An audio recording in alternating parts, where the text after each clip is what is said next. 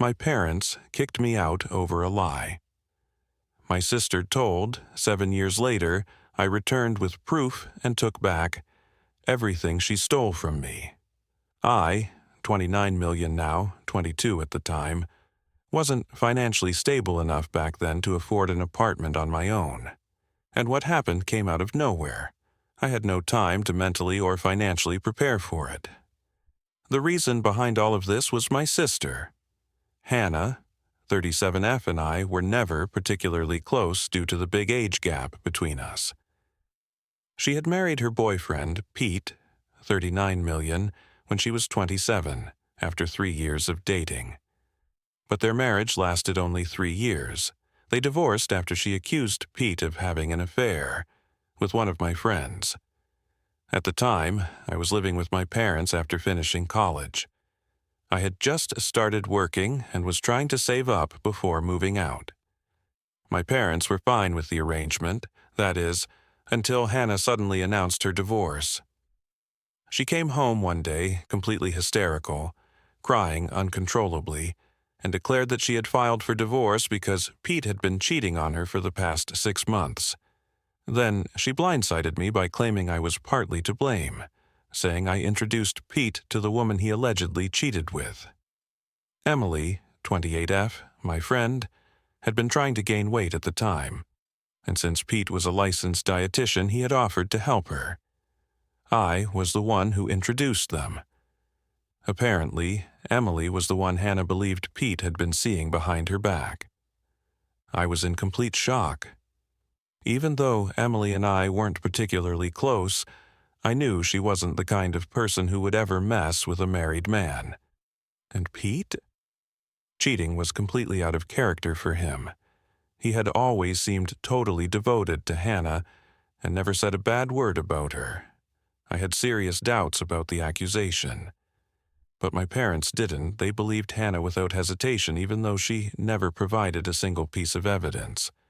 Still, I tried not to blame them. After all, she was their daughter, and they were always going to side with her over her ex-husband. What I couldn't wrap my head around was how quickly they turned on me. Just because Hannah said so, they kicked me out. One day, she stormed in, threw a tantrum, and somehow convinced them that I had ruined her marriage simply by introducing Pete to Emily. My parents sided with her and told me to leave. I was crushed. I begged them to hear me out, but they wouldn't listen. They made it clear, if I didn't leave, they'd physically throw me out. In less than 24 hours, I lost both my home and my family, and I had no idea where to go. I sat sobbing on the sidewalk with all my things for about an hour before I could pull myself together and head to a friend's place for the night. I kept trying to call my parents over the next few days, but they never answered. Thankfully, my friend let me stay with him until I managed to get a place of my own. Still, it was obvious, my parents had made up their minds. They truly believed I was the reason behind the divorce. Before they kicked me out, they even told me how disgusted they were by what I'd done. That part really broke me. I wasn't the one Pete had cheated with, if he even cheated at all. They blocked my number, so I had no way to reach them. When I went to their house to speak in person, my mom threatened to call the police on me unless I left. That's when it really hit me. They weren't just angry. They genuinely believed I'd done something terrible. I probably shouldn't have been so shocked. Hannah had always been the golden child. I was the unplanned second kid who just tagged along. Growing up, I'd gotten used to being ignored, but I never thought it would lead to something this extreme. Looking back, maybe I should have seen it coming. But how could anyone possibly predict something like that?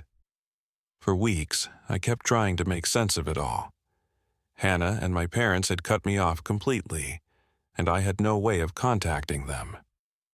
Pete, too, had blocked me for some reason, something that made absolutely no sense to me. I couldn't reach him, and I couldn't figure out why. Hannah and Pete had moved out of their home and were now staying with their respective parents, which meant I had no way to reach anyone directly involved. With no other options left, I turned to the only person who might know the truth, Emily. Like I mentioned earlier, Emily and I were never particularly close, but I had no choice. I asked her if she'd be willing to meet, and once we sat down, I explained everything that had happened. I asked if what Hannah had said about the affair was true. Emily denied it firmly, and honestly, I believed her. She told me she'd only met Pete a handful of times, strictly in a professional setting. There had never been anything romantic between them, and she had no clue why Hannah would accuse her of something so awful. She even mentioned she had a serious boyfriend of 2 years and was planning to get married soon. She showed me pictures too, and everything she said made far more sense than anything Hannah had claimed. I had no hard proof, but deep down, I knew Hannah had been lying about the real reason for her divorce. Still, without evidence, there was no way I could go back to my family and explain. I knew they wouldn't believe me without it. At the time, I was still desperate to return to my family. I missed them, despite how they treated me. But as time passed, I slowly began to let go. I eventually found my own place and threw myself into work. I made my job the center of my life, partly to distract myself, partly because I had bills to pay. It was better than sitting around feeling sorry for myself. I was hurting deeply, but I knew I had to keep moving forward, with or without my family's support. Years went by, and I slowly rebuilt my life.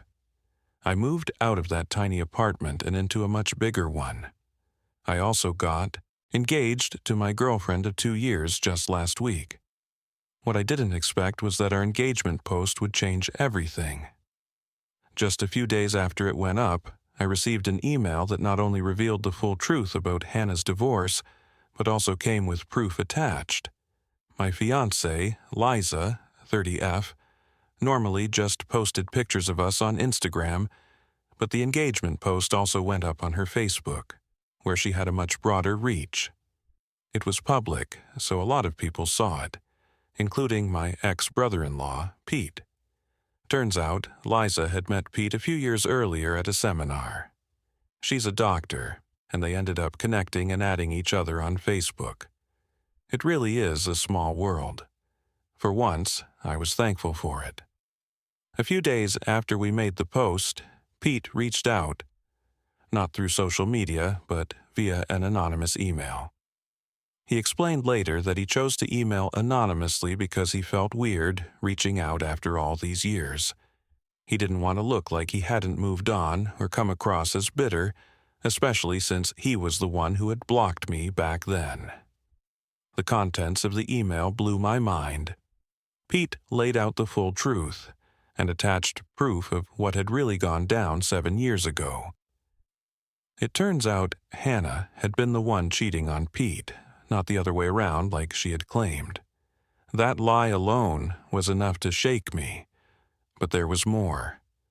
Apparently, she'd been having an affair with one of my own friends, just like she accused Pete of doing. The guy was Frank, 28 million, a cashier at the grocery store near Hannah's old house. I never would have suspected anything. I'd never seen them together, never noticed a thing. They must have kept it well hidden, but not well enough for Pete to miss the signs. Eventually, he discovered the truth. When Pete confronted Hannah about it, she didn't deny it. Instead, she blamed me. She told Pete it was my fault because I had introduced her to Frank and even told her that he needed her help. Frank had dreams of becoming a singer, and since Hannah was a decent singer herself, she agreed to help him. Somewhere along the way, they apparently fell in love. She even told Pete I was part of the affair, that I helped them keep it a secret all that time. Obviously, that was a complete lie. I had no idea Hannah and Frank were involved. Pete had been furious when he discovered the truth and, in a fit of rage, blocked my entire family. He admits now that doing that wasn't the smartest move, But back then, he acted purely out of anger without thinking it through. He told me all this in person later. The email he'd sent was intentionally cold and anonymous. He didn't want it traced back to him, or to feel too personal. But I had a gut feeling. Once I saw the evidence attached to the email, I knew I had to find out who sent it. The attachments were screenshots of emails between Hannah and Frank, where they openly discussed how easy it was to manipulate Pete, confessed their love for each other, and made plans to meet up. There was even a smoking gun. Hannah signed off a few of the emails using her middle name, which barely anyone knows. That's how I knew for sure it was her. She was dead to rights. I figured Pete was the one who sent the email after I started going through Liza's Facebook friends. Something told me it was connected to social media. When I finally found Pete on her list, I messaged him, and we arranged to meet a few days later. When we finally talked, he told me he'd learned about what Hannah told my family through Emily. Apparently, they'd run into each other a couple of years back, and during their conversation, she asked him about the divorce. That's when the truth started to unravel for him too. I had asked Emily not to mention my side of the story back then, and now I regret it deeply. If I hadn't told her that, she might have explained everything to Pete earlier, and I could have cleared my name years ago. Still, Pete confessed that after hearing Emily's version, he wanted to come clean to me and explain everything, but he hesitated.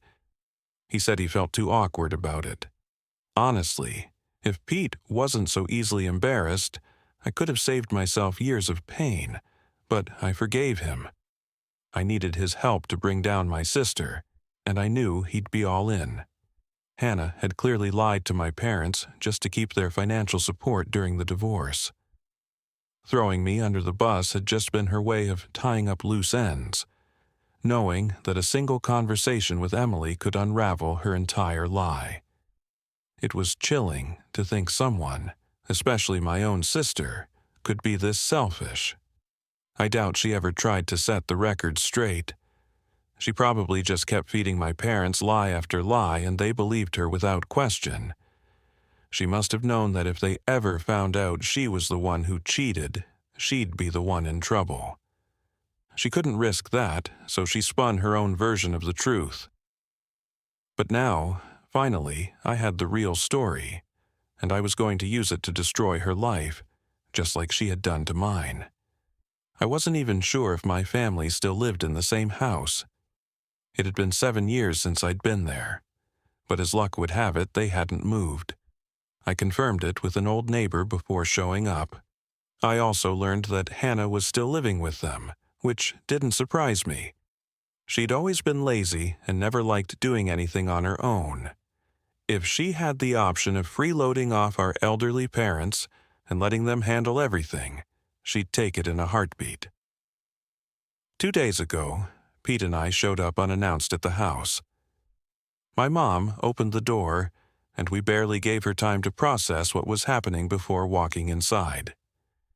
My dad and Hannah were in the living room. For a moment, it looked like one big happy reunion, but that didn't last long. Their expressions soured instantly. My dad got aggressive immediately, threatening to call the police and demanding we leave the house. I shot back, telling him he was free to do whatever he wanted, after he read the documents we brought. My parents looked confused. Hannah, on the other hand, looked like she was about to throw up. She quickly excused herself and rushed to her room.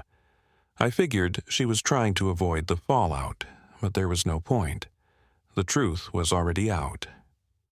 Pete laid out the divorce documents and showed the email screenshots between Hannah and Frank, while I filled in the gaps of the real story.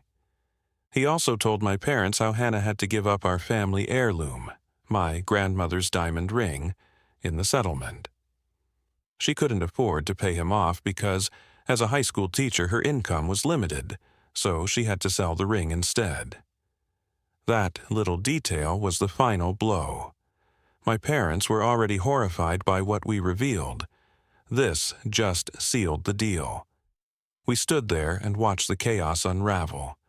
My dad demanded an explanation from Hannah, and even with all the proof in front of her, she still tried to lie her way out. But that didn't last long. My dad had enough. He packed up her belongings himself, handed her the bags, and told all of us to get the hell out of his house. I didn't wait around. Pete and I left while Hannah begged and pleaded with our parents to let her stay, just like I had begged them 7 years ago. This, to me, was poetic justice. Karma had finally come full circle, and I couldn't have been more satisfied. A couple of days passed before Hannah showed up at my place out of the blue. She demanded that I make things right with our parents. I had no clue how she even found out where I lived, but I told her flat out that I didn't owe her anything. She ruined my life once, and I just returned the favor.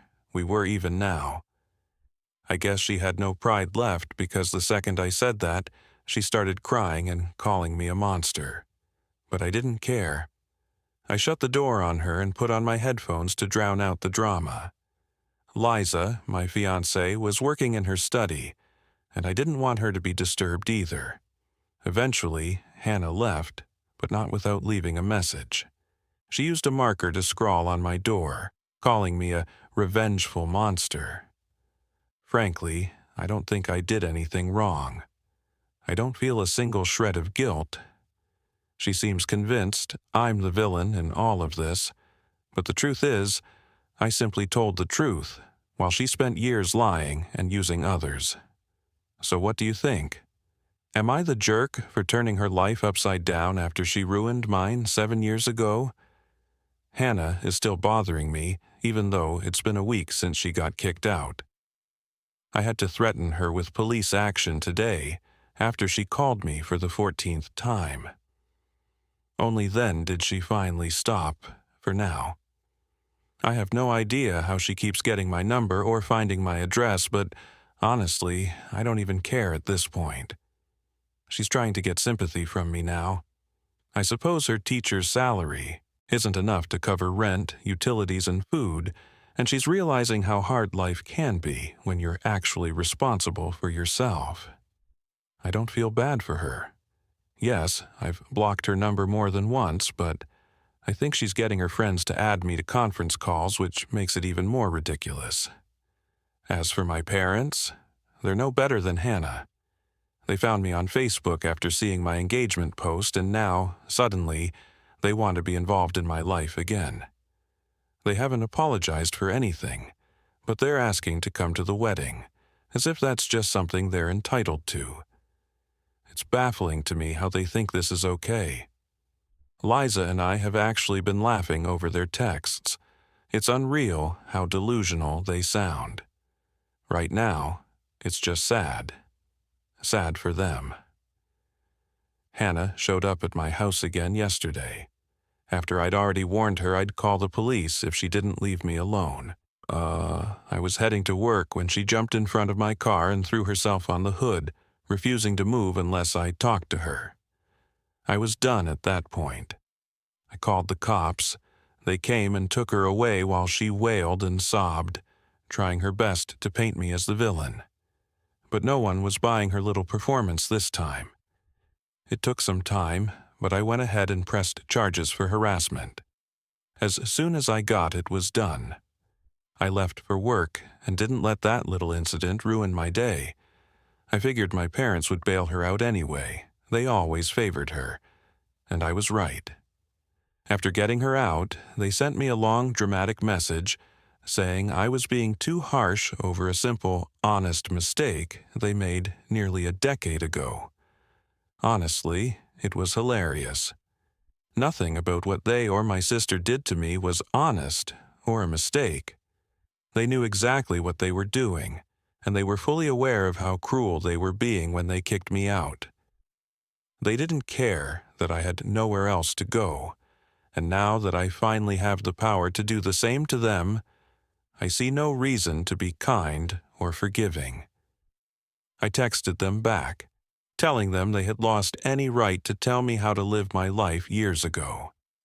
I told them to stop deluding themselves. I haven't blocked them yet because I haven't had time to sift through all the messages, but I will soon. Hopefully, once that's done, I'll finally be rid of this entire family for good. I got home from work and checked my socials, only to find yet another long-winded message from my parents.